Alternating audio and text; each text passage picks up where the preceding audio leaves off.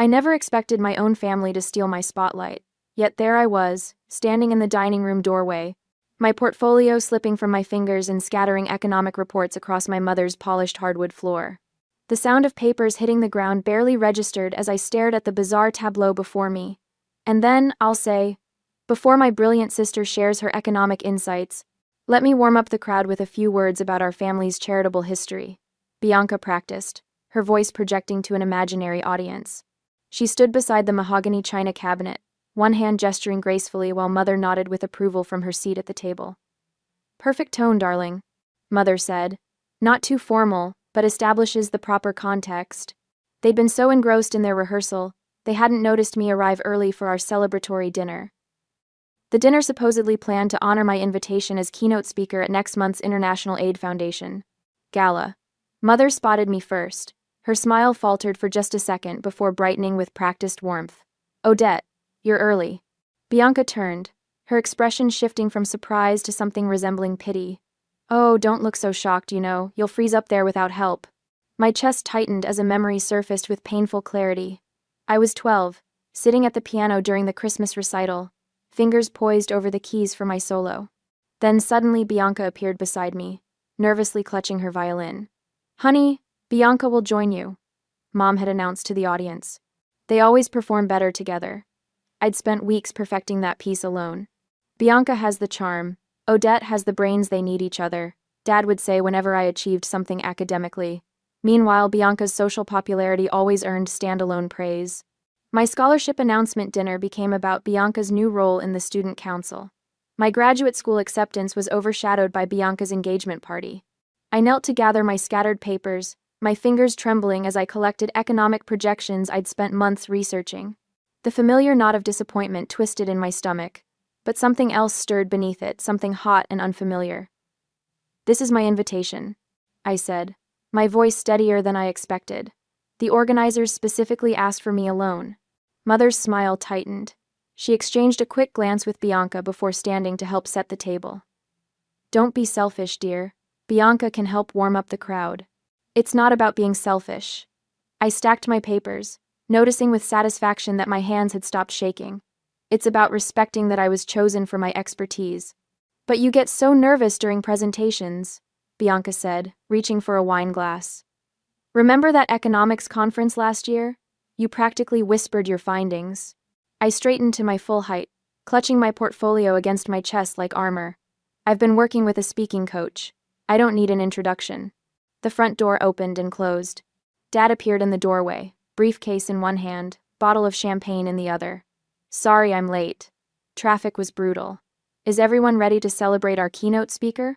"We're discussing the presentation format," Mother said carefully. "Bianca has offered to introduce Odette at the gala." "Excellent idea." Dad set down his briefcase and moved to the bar cart. "It's just a short introduction, Odette. Takes the pressure off." I watched them, the three of them standing together on one side of the room, me alone on the other. The realization hit me like a physical blow. If I refused their help, I risked fracturing family peace. If I accepted it, I surrendered yet another achievement to their narrative, that I couldn't succeed without Bianca's social polish. My throat tightened as the truth crystallized. They had never truly seen me, only their perception of my inadequacies. Not my research that had attracted international attention. Not my ability to explain complex economic principles that had earned me this invitation. They saw only what I had been at 12, the quiet girl who needed her sister to complete her. I squared my shoulders. "No introductions. This is my presentation. Mine alone." The air in the room shifted. This wasn't our usual script, and for once, I didn't care. 2 days later, the subject line glared back at me from my laptop screen. URI, International Aid Foundation Gala, Contingency Plan. My stomach clenched as I clicked on the email, already knowing what I'd find but hoping desperately to be wrong. "Dear Miss Bennett," Bianca had written to the event organizer. "While my sister is certainly qualified to discuss economic theory, she sometimes struggles with public speaking. I'd be happy to step in if she gets nervous or runs short on material. Our parents agree this arrangement would benefit everyone involved." The room tilted sideways.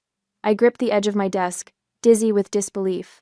This wasn't just passive acceptance of our parents' favoritism, this was active sabotage. Bianca had gone behind my back to undermine me directly with the event organizers. What hit harder was seeing my parents copied on the email. Their enthusiastic response sat just below. "Eleanor, we think this is an excellent suggestion. Odette has brilliant ideas but has always benefited from Bianca's social polish. We're so proud of both our girls working together." My hands trembled as I scrolled through my inbox, searching for other instances. There they were, a trail of digital betrayal, stretching back months. An email to the Economic Policy Institute, where I'd been invited to speak. "I understand. My sister will be presenting research findings. I'd like to discuss how I might contribute." Another to my University Alumni Association regarding a distinguished graduate panel. Each time, Bianca had positioned herself as my necessary complement. "Aunt Margaret is coming tomorrow." Mother chirped over the phone that evening. "She's attending the gala and wanted to have lunch with us beforehand." The following day, I arrived at my parents' house to find everyone already seated around the dining table. Not surprisingly, my father and mother occupied the head positions, with Bianca placed prominently beside them. I slid into the only remaining chair at the far end, feeling the physical distance mirror my emotional isolation. "I've been looking forward to seeing you present at the gala," Aunt Margaret said, smiling warmly at me across the table. Before I could respond, Bianca set down her water glass with a delicate clink. "I've got the most gorgeous dress being made for our big night. Midnight blue silk, it'll photograph beautifully for the foundation's website." "Our big night?" I repeated, my voice surprisingly steady. Mother patted Bianca's hand. "I've already told the Hendersons and the Blackwells that Bianca will be introducing you. They're so looking forward to seeing both Marshall girls on stage." "I never agreed to that," I said, gripping my napkin under the table. Father cleared his throat. "I mentioned to Eleanor that Bianca could fill in if your speech runs short. The foundation needs to maintain donor interest throughout the presentation." My fork clattered against my plate. "You did what?" I caught Aunt Margaret watching me, her eyes narrowing slightly as she observed my family's casual dismantling of my achievement. The stakes suddenly crystallized in my mind. This wasn't just about one speech. The International Aid Foundation Gala would be attended by economic leaders from across the globe, people whose connections could significantly advance my career. If I allowed my family to diminish my role yet again, I wouldn't just lose this opportunity, I'd reinforce the narrative that had defined me since childhood. Odette the supporter, never the star. Despite years of professional success, my published research, my position at the think tank, the very expertise that had prompted this invitation, I felt doubt creeping in. Maybe I would freeze on stage. Maybe my presentation was too dry, too academic. The familiar weight of insecurity pressed against my chest. "This will continue forever if you don't stop it now," a small voice whispered inside me. "Odette, we invested a lot in your education," Father said, mistaking my silence for acquiescence. "Now it's time to be a team player. The family has always supported you." The lunch dragged on, with Bianca dominating the conversation with details about her dress, her planned remarks, even suggestions for how I should style my hair. I sat quietly, picking at my food, feeling increasingly invisible in my own story. As everyone moved to the living room for coffee, Aunt Margaret held back, touching my arm lightly. "I need to tell you something," she said, her voice low but firm. "I've watched this happen for 30 years, first with your mother and me, now with you and Bianca. It's time you stood up for yourself." Her words lingered as I drove home that evening, my thoughts churning with painful clarity. The question that had haunted me throughout my life now demanded an answer. Should I fight for my moment even if it meant potentially damaging these lifelong relationships, or find a way to compromise without completely surrendering my spotlight? The email from Bianca still sat open on my laptop when I arrived home, her words no longer shocking but illuminating, showing me exactly what I was up against and what I stood to lose if I remained silent. Monday morning brings an ambush I should have anticipated. My phone buzzes with notifications as I step into the elevator at work. Bianca's latest Instagram post shows her beaming at the camera, shopping for the perfect outfit to help my brilliant but shy sister at her big charity event. Proud sister, family support. Family support. My stomach twists as I scan the comments. 37 likes already, including from 3 of my colleagues. Dr. Marshall. Karen from accounting waves as I enter the break room. "Your sister seems so excited about introducing you at the gala. Is public speaking not your thing?" I force a smile. Actually, I'm the keynote speaker. Bianca isn't officially part of the program. Oh, Karen's eyebrows lift. I just assumed since she mentioned helping you. That's what sisters do, I guess. By lunchtime, whispers follow me down the hallway. I catch fragments as I pass the conference room, through family connections probably, and, as sister knows everyone in charity circles. The final blow lands at 3 o'clock. North. My office phone rings. Odette, could you stop by? My boss, Director Williams, sounds strangely formal. Something's come up regarding the International Aid Foundation event. In his office, he gestures to the chair across from his desk. Your mother called this morning. The words hit like ice water. My mother called you? She mentioned your sister might be available to represent the family at future events. He studies my face. I wasn't aware this was a family affair. The invitation specifically requested you for your economic expertise. It's not a family affair, I say, heat climbing my neck. My research on sustainable development funding is why they invited me. My family has their own interpretation. That evening, I find my apartment door unlocked. Bianca's perfume lingers in the air. Just dropping off some outfit options. She calls from my bedroom. You left the spare key in the same hiding spot since college. I follow her voice to find my presentation materials spread across my bed. The carefully organized stack of notes and graphs now reshuffled into a different order. I looked through your presentation. Bianca says, holding up a page marked with her looping handwriting. I highlighted the parts you should emphasize and added some transitions to make it more audience-friendly. My throat tightens. You changed my presentation without asking? Just little tweaks. She waves dismissively. You always get so technical.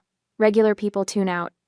After she leaves, I spend hours reconstructing my original organization, second-guessing every section. Did this chart come before or after the funding projection? Was this statistic meant for the introduction or the conclusion? That night, sleep evades me. I stare at my ceiling, Bianca's voice echoing. You'll freeze up without help. What if she's right? What if I do freeze? What if my research isn't enough without her social polish? The pattern continues for days. I practice my speech during lunch breaks in empty conference rooms, my voice bouncing off blank walls. Economic sustainability requires structural reform, I repeat, trying to sound authoritative. But doubt creeps in with every rehearsal. I hear my father's voice. Bianca has the charm, Odette has the brains. 20 years of conditioning doesn't dissolve overnight. What if I need her help? What if I've always needed it? Thursday brings an unexpected respite. My phone rings with an unfamiliar number. Dr. Marshall? This is Eleanor Bennett from the International Aid Foundation. I brace myself for cancellation. Yes, hello. I'm confirming final details for next week. She says, I want to reiterate how thrilled we are to have you. Your economic research on sustainable development is exactly what our donors need to hear. We're so fortunate to have you as our keynote. Her words wash over me like cool water on a burn. I insist they change the rules so that only authorized personnel can step up on the stage. She notes it and tells me to wait for the official email as an approval.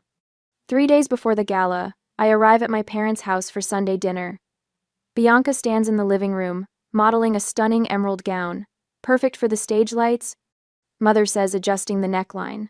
We've arranged for you both to arrive together. Bianca will handle the red carpet photos. Something inside me shifts. Not the familiar knot of resignation, but something harder, steadier. No. The word emerges clearly, surprising even me. Mother's hands freeze on Bianca's dress. Excuse me? This is my professional achievement, not a family talent show. I remain seated, but my voice carries unexpected authority. Father sets down his newspaper. You've always been a team, why change now? Because I'm not a supporting character in my own life anymore. I stand, suddenly aware of my full height. I've earned this invitation through years of research and expertise, not charm, not connections, my work. The silence that follows feels like the first honest moment we've shared in years. Later that evening, my phone chimes with a text from Aunt Margaret. I'd be honored to accompany you to the gala, just us. Minutes later, an email arrives from Eleanor Bennett. We've noted your request. Only authorized speakers will have stage access. The contrast between these responses and my family's stunned silence speaks volumes. My supporters respect boundaries. My family pretends they don't exist.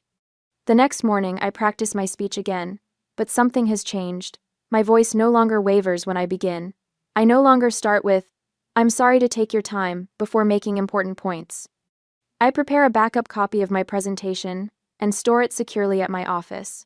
Eleanor sends a confirmation email with unexpected news. Speakers will receive special green wristbands limiting stage access. The evening of the gala arrives on Wednesday next week. I remove my carefully selected dress from its garment bag and freeze. There, along the seam, is a small tear, precise and deliberate, right where it would be most visible under stage lights. However, I have a backup plan. I slide the soft fabric of my backup dress over my shoulders, grateful for my foresight. The garment lacks the intricate beading of my original choice, but its clean lines and understated elegance speak of competence. Exactly what I need tonight. Better than expected, I murmur to my reflection, smoothing the burgundy material over my hips.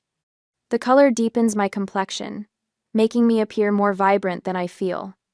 My phone buzzes with another text from Mother. "Where are you? We're leaving in 10 minutes.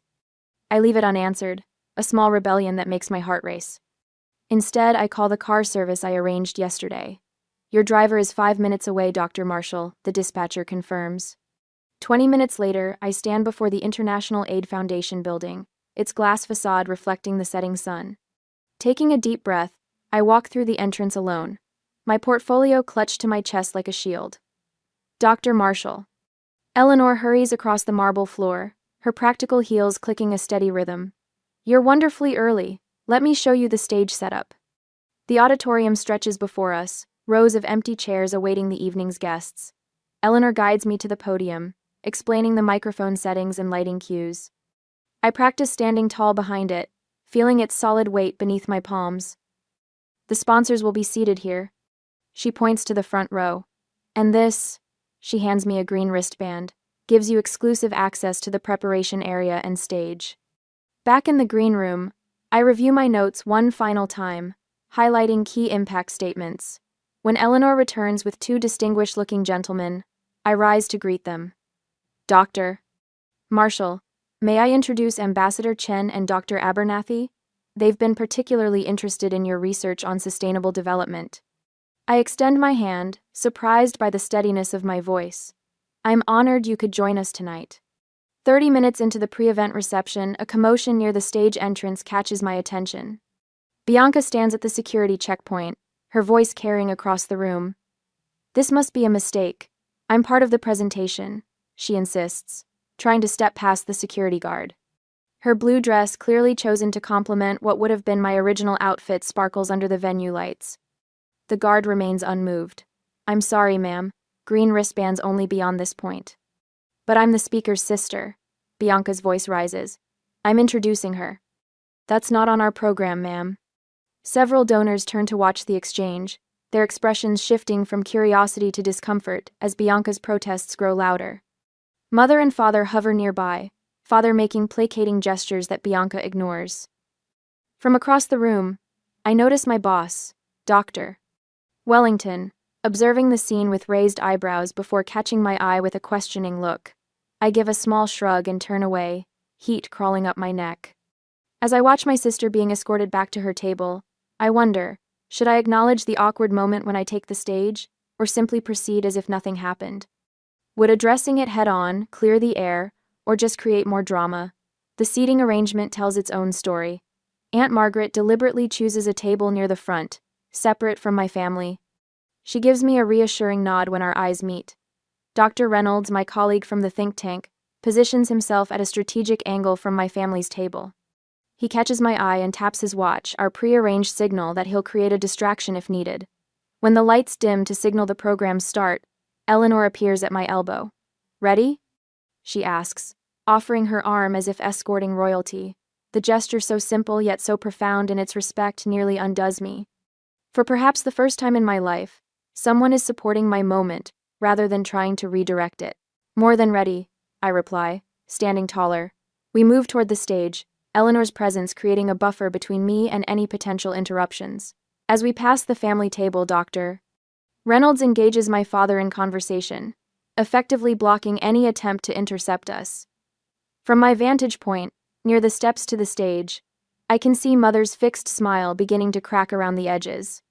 Her fingers tap an anxious rhythm on the tablecloth as she realizes she can't intervene. Beside her, Bianca shifts in her seat, uncomfortable under the curious glances from nearby attendees who witnessed her earlier scene. A few whispered comments reach my ears. Wasn't she the one security had to? The master of ceremonies approaches the podium, tapping the microphone twice. Good evening, distinguished guests. Thank you for your support of the International Aid Foundation's important work. He pauses, scanning the audience. It is my great pleasure to introduce our keynote speaker this evening, the renowned economist, Dr. Odette Marshall. Eleanor squeezes my arm gently before releasing me. I mount the steps alone, my heart pounding but my steps steady. For once, no one walks ahead of me, no one waits to share my spotlight. I am, finally, stepping into my own light. I approach the podium with measured steps, my heels clicking against the polished stage floor. The spotlight feels warm on my face, surprisingly comforting rather than intimidating. From the corner of my eye, I catch movement Bianca rising from her seat, smoothing her emerald dress as she moves toward the stage steps. There must be some confusion. Father calls out, waving frantically at the MC. The gesture reminds me of how he'd flag down waiters when his steak wasn't cooked to his liking. Mother leans toward the couple seated beside her, her voice carrying just far enough. Both daughters are presenting tonight. Family tradition, you know. Bianca flashes that practiced smile, the one that appears on Christmas cards and family portraits a touch too bright, straining at the edges. Father stands now, gesturing with increased urgency, his program clutched in his fist like a baton. The security guide, a woman with silver-streaked hair and a clipboard, marked with green wristband protocols, steps smoothly into Bianca's path. I'm sorry, ma'am.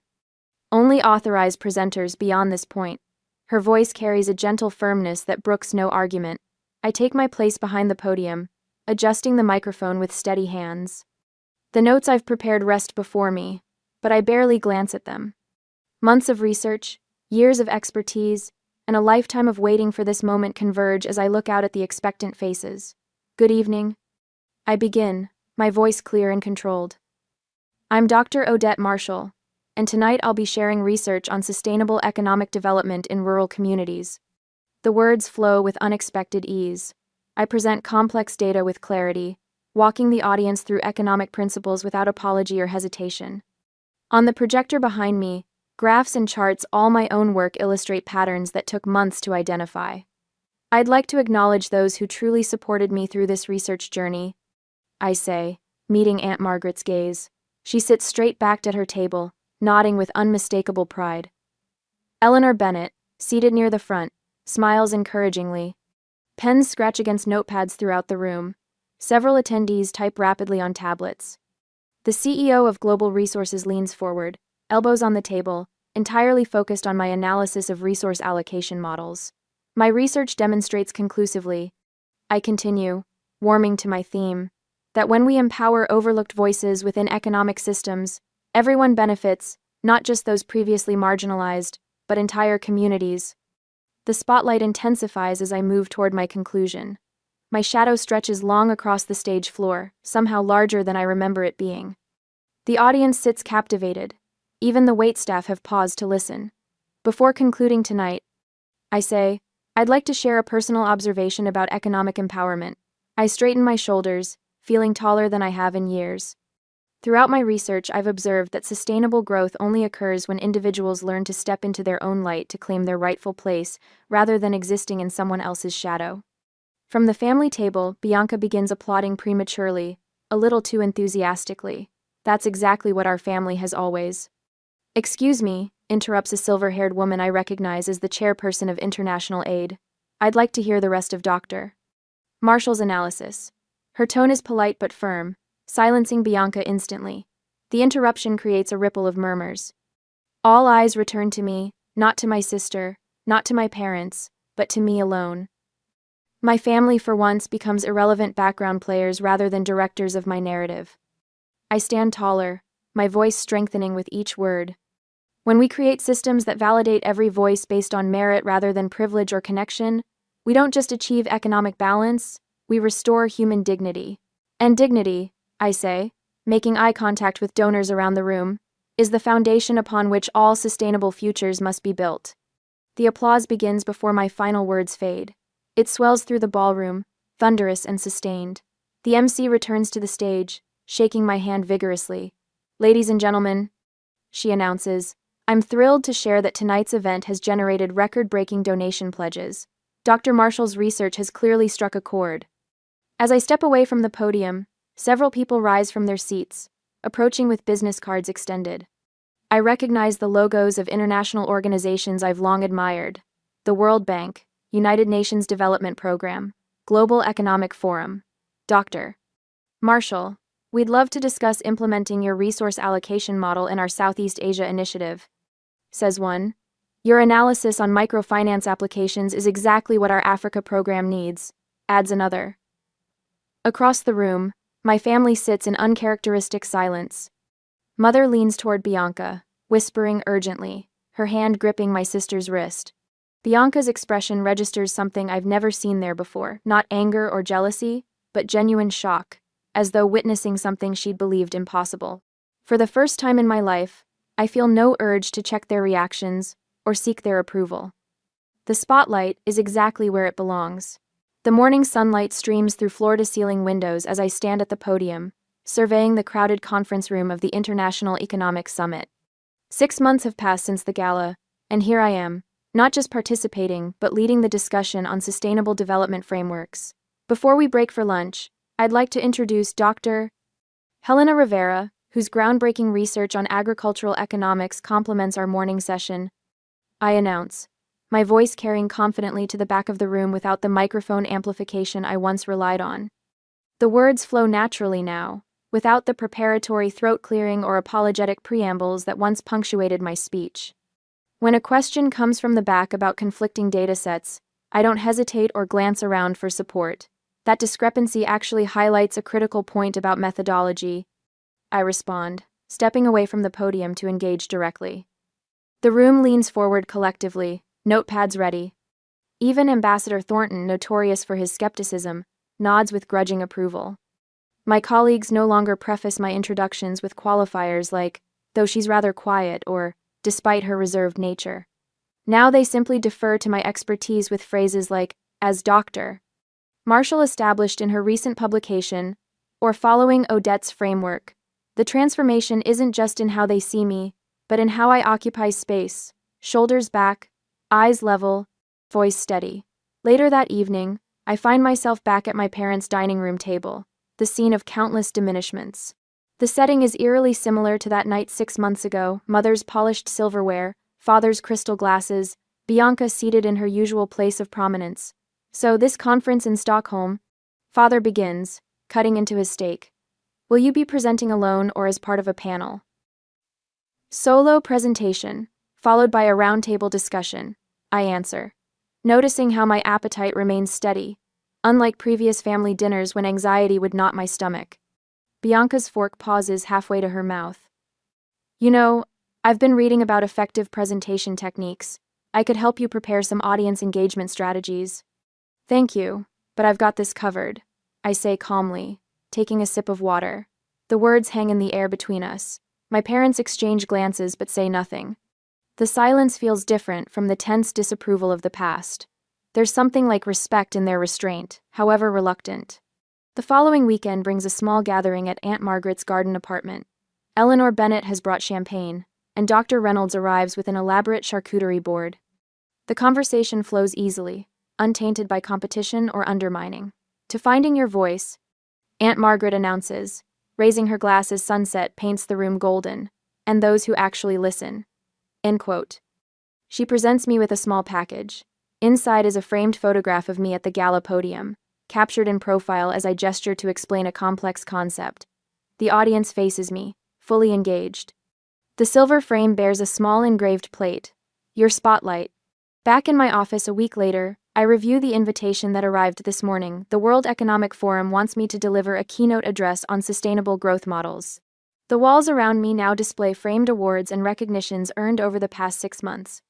My calendar has transformed from the carefully blank expanses I once maintained to accommodate family expectations into a colorful tapestry of speaking engagements, consultations, and research presentations.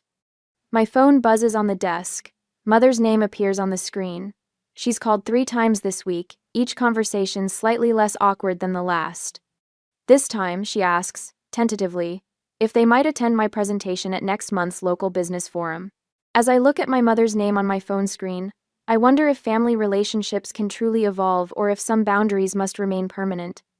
Is it possible to forgive those who diminished you for years without allowing them to do it again, or is maintaining distance the only way to preserve your hard-won confidence?